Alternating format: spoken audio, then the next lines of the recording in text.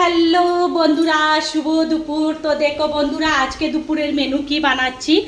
এই যে দেখো, সেদিন নিয়ে আসলাম চিকেন। তো চিকেন আধা কিলো বানিয়ে নিয়েছিলাম, তারপর রাত্রে পকোড়া বানিয়েছি, তারপর আজকে রেখেছি দেখো চিকেন। এই যে চিকেনটা আজকে বানাচ্ছি আমি আর আমার বাবুসোনা খাবো চিকেন। এই যে দেখো চিকেন কষা, লাল লাল করে কষা বানাচ্ছি।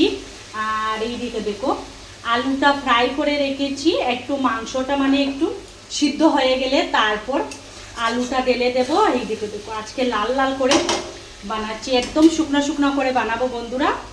আর তারপর দেখো এই যে দেখো বন্ধুরা, ম্যাঙ্গোর চাটনি বানিয়েছি, দেখো আমের চাটনি বানিয়েছি, তারপর ভেন্ডি ভাজা করেছি, তারপর সিল্কাওয়ালা ডাল বানিয়েছি আর বেগুন পোড়া বানিয়েছি।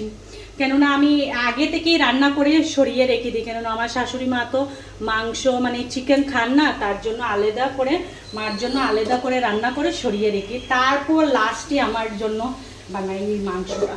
তো চলো বন্ধুরা, আজকের এইটা আমাদের ঘরের মেনু। সবাইকে শুভ দুপুর, টাটা।